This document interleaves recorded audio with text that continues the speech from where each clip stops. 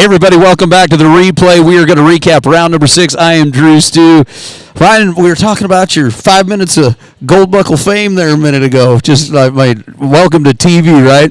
Yeah, here we are. Here we are. We do got the gold buckle guy over here, Mr. Matt Sherwood. Matt, thanks for joining us here. You bet. Happy to be here. Hey, guys, you guys have both been there many, many times.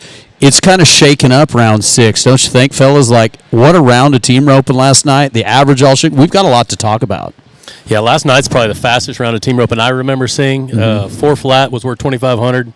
They split 6th and 7th. I mean, that's just insane. You know, when them guys went 4 flat, you're thinking they're going to get pretty decent money. You're not thinking that's going to win the round. I mean, you always assume somebody's going to be 3. Yeah. And this year, the NFR, I mean, they started off being 3-7 was it first 3 rounds, right? Yeah. And so, I mean, it's been just tough. So you assume they're going to be 3 throughout, but you go 4 flats, you're thinking you're going to win 3rd, 4th, you know, I mean, 5th at the worst, but to split 6th, that's insane. Matt, that's got to be, I mean, fastest round. We're kind of looking back. It's the fastest round we've, I think, ever seen. For sure. You know, so many times here, if you make 4 or 5 good runs, you can make your good runs on the wrong nights and not win very much. Or if you happen to make your 3 9-second runs, like a couple nights ago, 4-1, won the round, you can make great runs on the right nights. You might win first place in 4 rounds. So it's just kind of lucky or unlucky, but some nights get super tough and some nights don't, and you don't know why. Yeah. So I'm sure for as many times as you guys have been here in the past, like you've been in both situations. Here we are. We're going into round number 7, right? So, Ryan, what in 7th round with this much money that we have coming up in the go rounds and the average, what a guy's mind has got to be? It's $86,000 in the average, but it's $33,000 a night. How does that play into your decision on what you're going to do each night? Normally, Matt knows the same, but it doesn't matter how good you are on the average. If you're winning the average today, and you might be number 1 in the world, the chances are you're going to have to place in the rounds anyhow. You know, so going in, if you lay up now, you're going to need to win. You're going to need to not only win the $80,000 because a T-weight or somebody that's further down in the average, they're going to place in the next couple rounds. So even if you're neck to neck with them right now, they're going to place 2 or 3 more times, if not 4. Absolutely. You know, so you're having to still push, and that's why some of the guys that it's still too early to back out. Now, if you're we saw Drigerson Jr. do it a couple years ago. All they had to do is knock the last one down to win the world. You know, you can back off then, but until then, you can't back off at all. Yeah. You've got to stay aggressive. Now, you don't maybe have to take extra chances if you're good in the average, but if you're decent in the average, and around like 2 nights ago where 4-7 got pretty good money, you need to be placing in those in order to have a chance to win the world. Sure. And Matt, how much? I mean, team roping. We always talk about this. About the time you back up is about the time you hiccup as well, right? I mean, isn't that the name of the game there too? Like, you got to stay aggressive. Yeah, for sure. We kind of saw that last night that we'll talk about in a little bit. But to Ryan's point, you know, if your goal, hopefully when you get here, is a world championship, you can't back off. But it's so hard to back off here because if you back off a little tiny bit, I really feel like you make your shot harder. Yep. The very best thing you can do is stay aggressive on the barrier. You know, you kind of have your timing as a header, half swing, full swing, throw. You know, you watch everyone, and that's what they do. So when you change that, it's actually, for me at least, it's really hard to go 3 swings because you're set up to throw. So if you don't throw there, you almost have to take 2 more swings. Well, now you're at the bottom. So whether you're trying to win the world or the round or the average, you set your run up for the last month or 2 of just that's how we make every run. So it is really hard to back off and change. Your most high percentage shot is take the same thing that you've been doing. I mean, this arena, Thomas and Max, it's way easier to be 3 than it is to be 6. Yeah. And so you back off and go try to be 6, it's hard. And as soon as you miss it, like Sherwood said, 1 extra swing, you start getting down there, steer might step left, you're stuck in the wall. You get in a bind real quick. And going at them, it's easier you're better off to be 13 than go try to be 7 flat. Yeah, and we'll watch his run in a minute, but to me, perfect example is Eric Rogers last night. You know, he knows he's pretty high in the average. His steer comes out and goes right, but he's still set up 1. The steer's out there. I'm going to find him, and that's my shot. Or not, it's 2 or 3 more swings. You know, it's not just, 1 more easy. But it's the barrier, you know, and we've watched most of the headers that have messed up has been off the barrier, you know, and they've been off the barrier. Off the barrier. No, you miss the barrier, you know, the box is 16 foot, the barrier's 4 foot under. So if you nail the barrier, they're 12 foot away. That's the width of a stall. Yeah. And they're obviously running, they're hard, but you give them just that little bit of jump start on you. And I tell people all the time, it's amazing how big and strong and fast the steers are here. And you're always on the gain. Yeah. And especially healing here, you're always on the gain throughout the year. And when you're here, you're never on the gain. They're always leaving you. And everybody's, sitting at the house, it's like, man, why don't they just run them down and catch? I can't believe they threw there.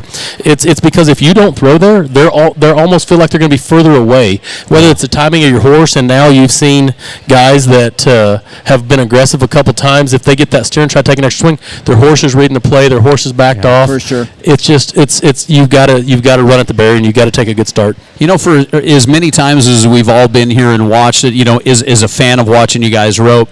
This year, probably more than I guess I did more research and talking to the guys more than I ever have before. Of course, I've always heard it's a tough setup, but like at the steer break and talking to every header that's there that has been there numerous times, like Luke, the margin for error, and I'd never thought about it like this. Like, for some reason, I'm just a slow learner. It took me 17 years coming here watching you guys to figure this out, but the margin for error for you guys, Matt, is way less here than it's way less forgiving.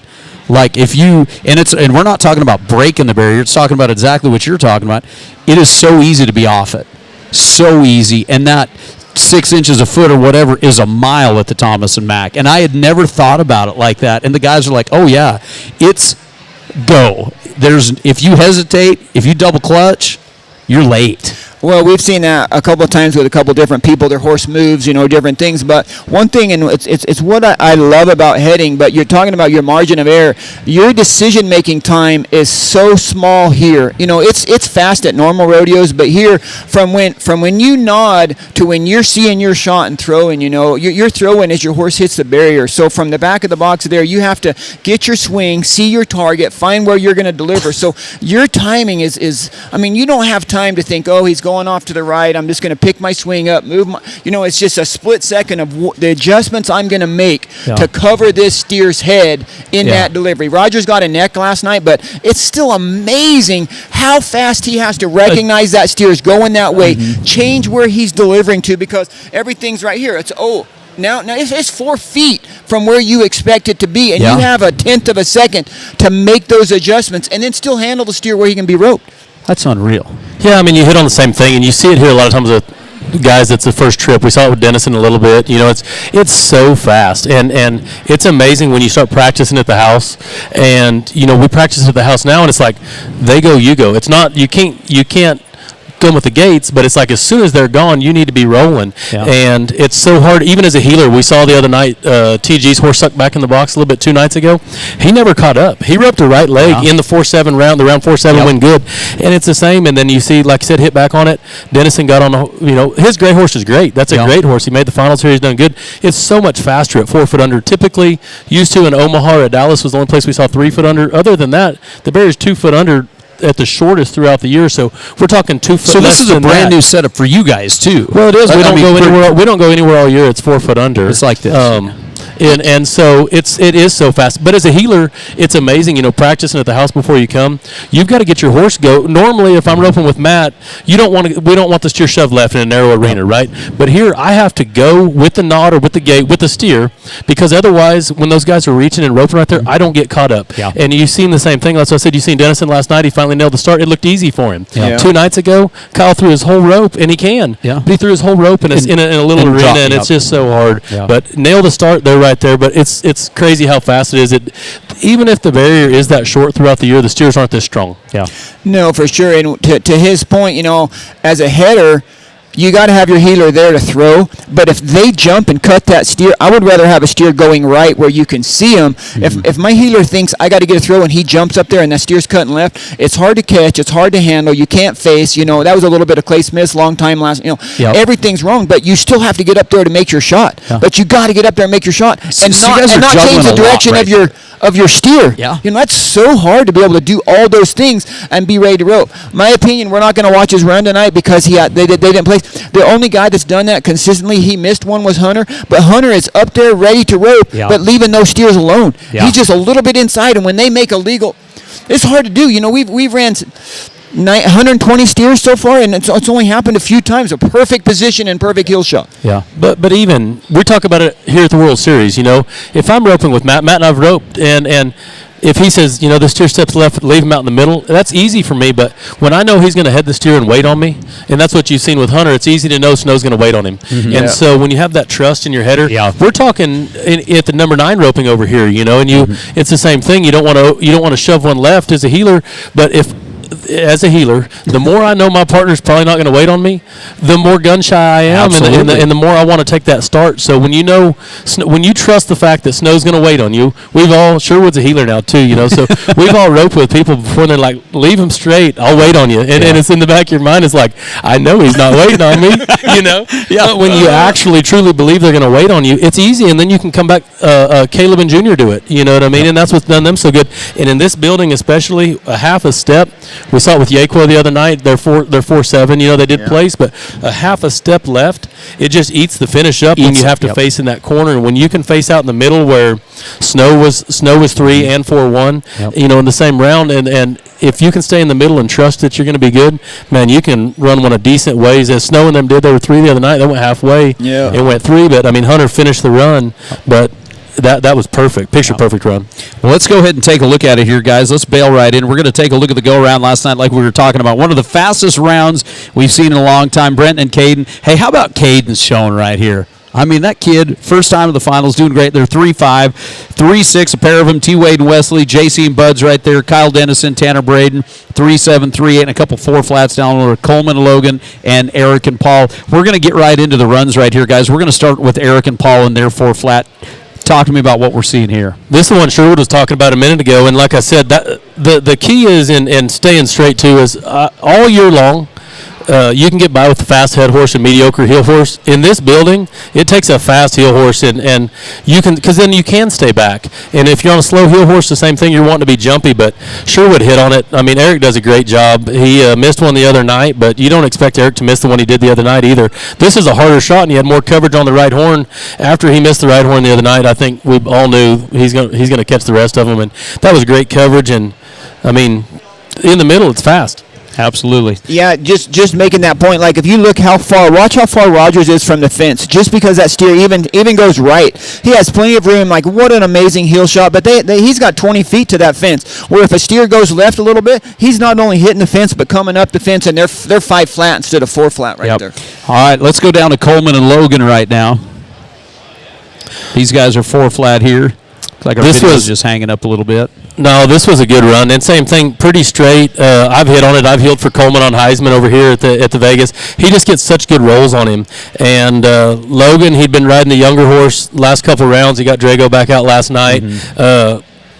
We weren't in the elevator or anything, but I was pulling out of the convention center a minute ago and seen him, and I'd asked him about the same thing, and he said, man, he missed the one 2 nights ago, and he was in a decent spot, in a spot he normally catches in, but he was almost in a good spot the whole time, and he tried to heel the steer leaving.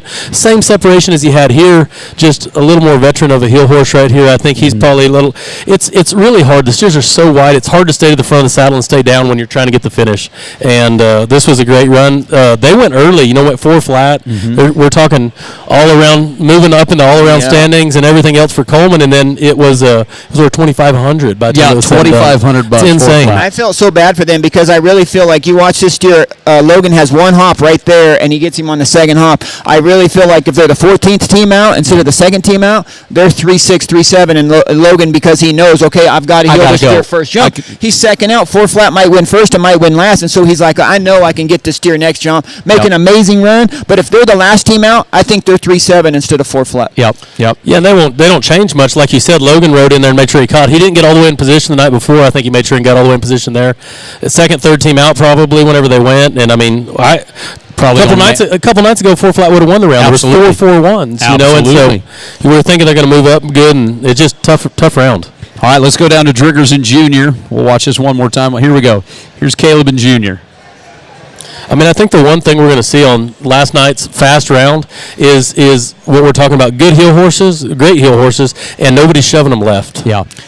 Yeah, you'll notice a difference on every team that's 4 flat or less. The header never hits the wall, where we won't watch the runs, but all those guys that were in the 5s, they're coming straight back up the arena, into the wall. This takes too long. I mean, every run's going to look so good. First jump, like that's the difference of Logan right there. When that steer stepped away, he was heeling him, and Logan just made sure just 3.8 to 4 flat. Just one swing, one jump right there. That's the difference. I mean, there's 3.8 right here. Kind of 2 nights in a row, I said Junior did a really good job of making sure. Junior had heck early for Junior. Real struggles for Junior early. He got a leg, he missed, but he's making sure he stays with it all the way down. The last 2 nights in a row, he's made good runs, but he's got trapped to the front of the horn. His rope's kind of running right there, and he got his hand trapped to the front. It still picks the feet up at the same time, but you're expecting the big finish out of Junior, and it's just a little bit delayed right there. Drigger's staying strong in the middle, so he's able to finish, but it might eat a tenth, maybe 2 right there on just a little bit of rope running. We saw it. Jake Long went over. He went over his horn one time, first team out last night, and he was almost a full second away from placing by just bobbling his dolly. It probably didn't cost him any money because I don't think he was going to win anything anyhow. But it's crazy how fast when the header's set up to face that good, just that little bit, he's just a little time. You saw Driggers let just a tiny bit of rope right there, just barely loose. Not that loose, but just barely loose. Yeah. Such an advantage when those steers just fade away from him. That steer's just fading away, and, man, it's going to put that handle so fast and give you room to finish. All right, we're going to go down to Kyle now. Kyle had a little redemption on his mind after the other night, that's for sure. Man, Kyle's one of the fastest headers there is out there, and he kind of got caught being a little bit off the barrier and just caught on go, and he wasn't getting that look where the steer's right in front of him. And Sherwood hit on him a minute ago. If you're just 6 inches off the barrier, the cows aren't right there in front of you, and when they are, I mean that's how he got here. That's what he did at Sioux Falls. It was the same thing, and I mean this is South Texas amateur rodeo right here at its finest, and I mean that's what he's great at. So that's why I said Kyle's going to be here a lot. He's gonna get a chance to do this a lot, and it was just a rough start to him. But bartender, I mean veteran head horse, level 1 the world on him. Driggers just rode him. I mean that's a good fit for him right there. Absolutely. I just want to make one comment about Tanner right there. Like, he's got to throw one loop out of the first 5 steers, and they didn't place. For him to be able to stay out, ride that position. Watch this heel loop right there. But just first jump, bottom on the ground, finishes delivery. It would have been so easy right there of getting like, my hitter's got it on him fast. I got it. He just so patient. Just amazing job right there. Let's go down to JC and Buds now. They were 3-6. We had a pair of 3-6s last night. All right, here we go. Here's JC and Buddy. JC got it on one last night. Man. That guy's good. He is good. That guy's really good. That's what I'm saying about that. It's just, and it's obviously we all know what it takes to get here. It's not easy for anybody, but he just makes it look so simple, and that's what I said. Yaquo's, I mean, I don't know if we remember, but remember how T-Wade looked when he got here? And it's like, man, this guy looks like he's built for this place right here. That's what Yaqua looks like. He doesn't look, the barriers are short. I mean, it's just easy. He's just rolling at him like we're in the practice, and I mean, it's just smooth. That looks cool, doesn't it, Matt? Oh, it's so impressive. It's when you do it at home, it's easy. But when you come here and be able to do that, and you just got to give this guy and so many guys. I rodeoed a little bit the last couple of years, and you see JC out there rodeoing. You think he rodeoed hard this year to get here? He's rodeoed for the last 4 or 5 years, working towards this, and then to be able to come here and be so successful and do so good, that's got to be so rewarding for him. Yeah. Because it hasn't just been 1 year; it's been 4 or 5 years working towards this goal, and to come here and succeed. I think that's amazing. Well, talking about our man T-Wade and Wesley, we're going to catch them as well. Boy, these guys, we'll see it here, just kind of keeps hanging up on us here today, but that's all right. They've had a great finals in these go-rounds right here. They bobbled a little bit earlier in the week, but man, oh man, coming back consistently doing it.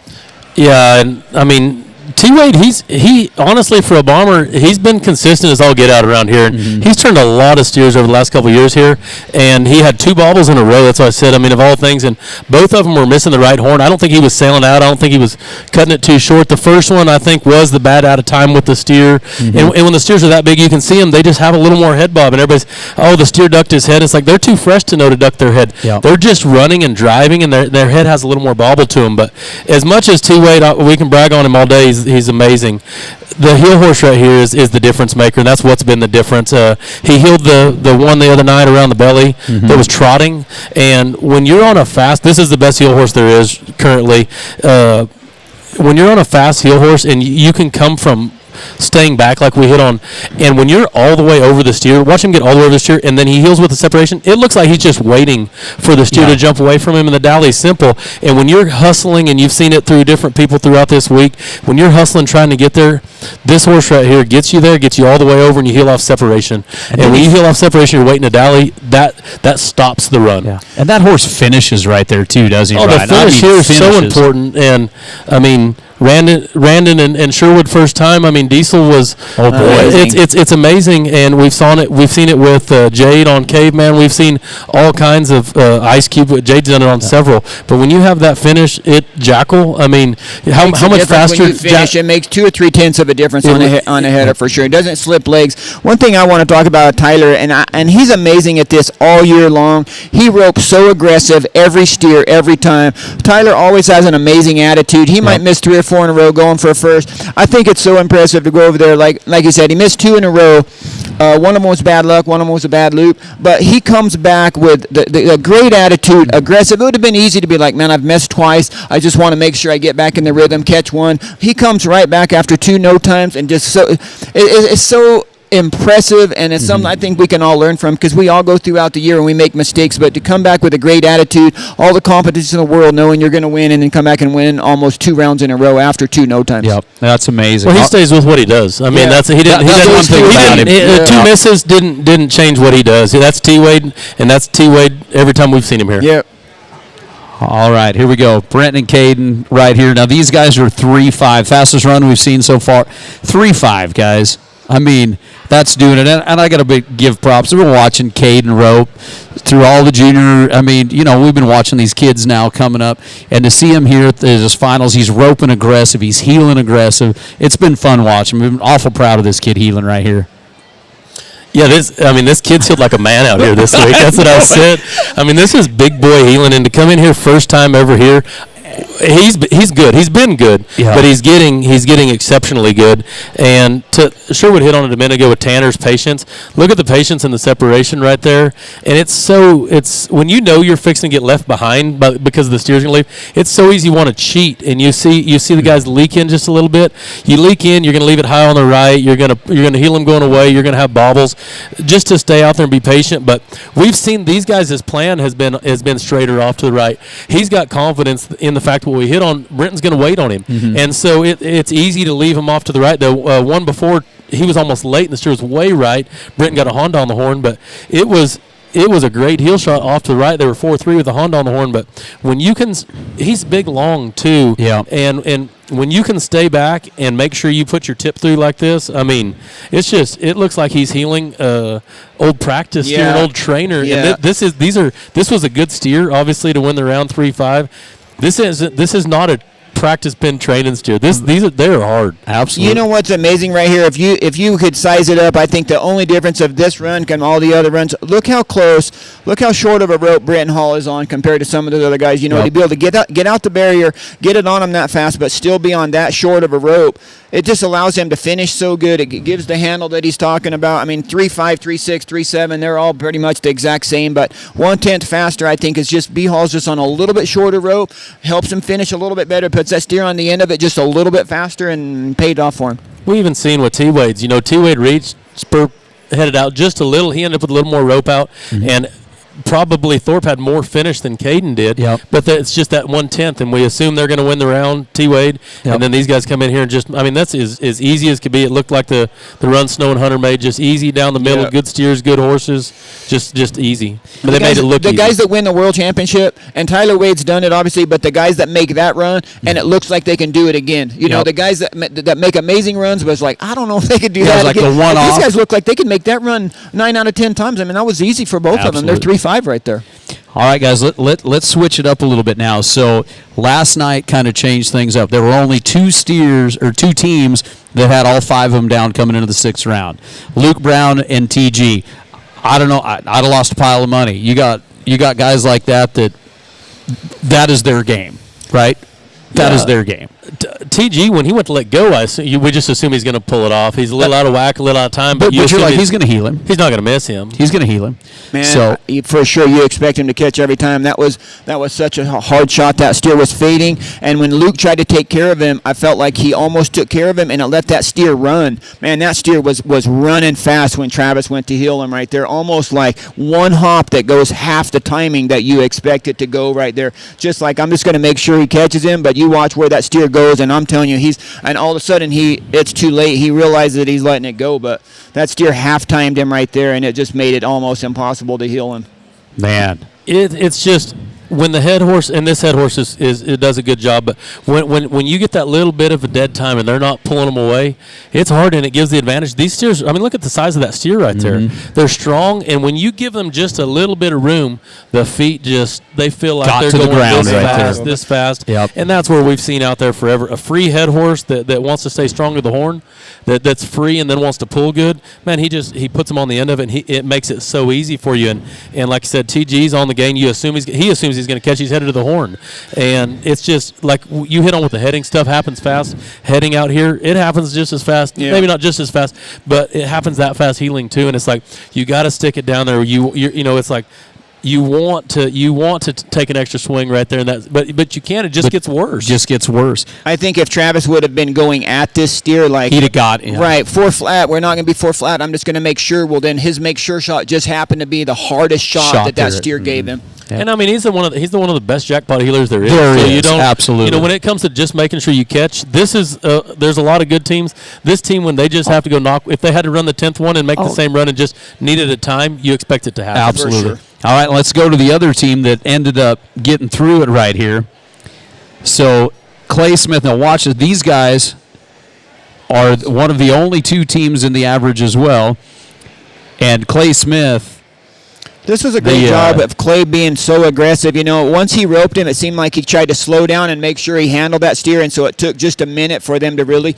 But that steer's coming left. The steer got heavy, so it's hard to have the action momentum that those other runs had. But like right there, those guys. Luke could win out of the average. Now we're winning the average right now, so it's like, man, I stuck fast, but I'm gonna make sure I set this steer up. And if that steer would have stayed straight, they still would have been short 4. But steer's coming left, get heavy. Like you watch Clay take one more stride up the fence right there. I'm not letting him lose legs. He just like, I better pull one more stride, just making sure, because like Ryan said, 83,000. When you like 4 flats win in 2,500, I'm just gonna make sure that I set the steer up. And not saying tonight, if that steer stays straight or to the right, they might be 3-5. But once that steer had set that up, they're not going to be 4 flat on him. So let's just make sure we get him caught. Come back tomorrow night. If he's there, I think Clay Smith is in the back of his mind. He's a world champion every time. Absolutely. So when he has a steer that's going to let him be 3, he's going to try to be 3, whether he's winning the average or not. And you might see that change on the 10th round, but not on the 7th round. And Clay's on a free, fast head horse right here, and he's missed the start a little bit the last couple of days, and you can see where that horse is narrow. He almost comes with a double clutch on his slack, and as he does, that's what I said, they've caught a lot. Obviously, they've caught more than anybody, but it's the timing right there. Kobe gets to a spot, and Clay's still trying to rein off, and then you can see him working up the wall. Big, fast, strong head horse right here. He's never going to take the rope away from a guy, but you can see Clay's having to rein him back up right there. Yep. That steer was really heavy. I don't think enough people appreciate how hard it was getting that heel loop all the way through the left feet, because he had zero clearance right there, and to stay down with it right there, like I said, first time guy here, you want to pick it up a little early and rush it, but for him, this is a great heel horse anyhow, but for him to stay down, make sure he got it caught, be patient with his slack, because he knows Clay's got to come up the wall, and just make sure, once you got to start aggressive, because you're not backing off, but once you realize something's wrong, make sure you get the time. Yeah. All right, let's take a look at that average right now. After last night, it all changed a whole lot. The number 1 team of the average goes out, so we're going to take a look here. Clay Smith, Colby Payne there on top with a 48.80. Then Eric Rogers and Paul Leaves, 20.90 on 5. Look at the game that they've played on 5 steers, guys, right there. I mean, you give them another one, they're out in front by a mile, but this is how the old ball bounces. Cody Snowhunter cooking their 26.50. JC and Bud's in their 26.80. Clint and Jake, 27.60. So the average game has completely changed right now outside of those guys on top. Now let's take a look at the world. how we're sitting in the head of world standings. T. Wade, this goes back to what we were talking about before. Go with those go-rounds. These guys are teeing them up. 326,000. Dustin, 264. Caleb, 246. 216 by Brent, and JC sneaking up there in fifth with 206,000. On the healer side of things, Wesley on top with 326, down to 264, 257, 217, 194, and that's Bud's down there. I tell you what, guys, we had Jake up here yesterday, and it was pretty funny talking. 7-time world champion, and Jake, what did you win in a year? 75,000 to win a gold buckle, and to see these numbers, pretty dang special, isn't it, Matt? It's pretty amazing to have this much money and these guys have this much opportunity to win. Things cost so much more, so it's probably comparable. But that's the first time I've seen the world standings like that. If you look at Tyler Wade, he has such a big lead, but all those guys right behind him, they're behind him in the average as well. Yep. So a lot of times you think, well, that team's second in the world, but they're winning the average, and so you kind of balance it out. But right now, Tyler Wade's so far ahead in the world standings, and he's ahead of those guys in the average. So unless catastrophe happens to those guys, they go and catch 4 more. The world championship race is over. But if they make some mistakes, then it opens it back up. Yep. On the calf roping, or in the calf roping, you miss one, take a no time in one. A 3-loop one, it drops you a long ways. But those in the team roping, a no time isn't good, but one no time is still pretty good. You're probably going to have a shot to win fourth or better, probably top 3. And so when they talk about them going out, you've seen the deal right there. If the hard part is obviously with 4 steers to go, Clay Smith turns 4 steers and Kobe catches anything, they win the average. Yep. But you've seen what their time is. If they go down a steer, they go from first in the average. Way down. They don't happen like when Rogers and Paul went out of the average the other night. They went out of the average and they only moved down a couple spots. Yeah, they're still second now. They're back up to second now. But because they're fast on the 5 steers, they call it. They're really fast. They're 20 on 5. It's 4 flat every time. Man. But that being said, if a team that's longer, and you saw it with Luke and TG just went out of the average standings, in a miss last night. They weren't an aggressive team that had been placing along. Yeah. As you hit on T-Wade's missed 2 steers, and they're the fastest on the other 4, So as in the calf roping, you're done. You're smoked in the average. You take a 0, you're done. I mean that's a great way to put. So it pays $86,000 to win the average, 86 and some change. But there's $130,000 worth of first round checks out there. Right at about $130,000 left. Well, there's $130,000 the last day. So if a team can come in, Paul and Eric, win the last round and get a hiccup by Clay Smith, they can win $130,000 the last day with the average and the go round. Yeah, man. Well, it's going to be an interesting game. Speaking of big payouts, we're just about ready to do it right over here. We've got the finale. You and I got to go, Jet. We're going to go talk about these guys. Speaking of huge money, how about these guys are opening this 11 roping for a pot? I think we're going to probably be at our first $2 million roping here. I mean, it's insane how many. 750 teams, I think they said in the number 9 roping, and it's go one time. This isn't like an old school burger barter truck roping. No, you're not entered 30. No, it's not entered. That means there's 1,400 people entered in one roping. That's insane that there's that. To all be in Vegas and I mean, how do you miss it? You know what I mean? For if you're a hobby roper and you can come out here and rope for that much money, and we're talking about winning $200,000-$400,000 worth. I mean, it's insane. We had a team yesterday that had won the 12 2 years in a row, roped the same game. They've walked out here with $527,000 last 2 years, and they just work on a farming down in Arizona. Yeah, but they're good at team roping. They're good at team roping. They are good. Old Trevor's pretty dang handy, that's for sure. Well, guys, we got to get Matt. Thank you so much for coming up here. And Ryan, you ready to go over and ease through a little team roping here in the short round? Let's do it. All right, let's do it. All right, everybody, thanks for tuning into the replay. Make sure you go to WSTroping.com here right now because we're going to go to the short round of the biggest paying roping of the week so far. On behalf of these guys, I'm DruStew. We'll catch you in a little bit.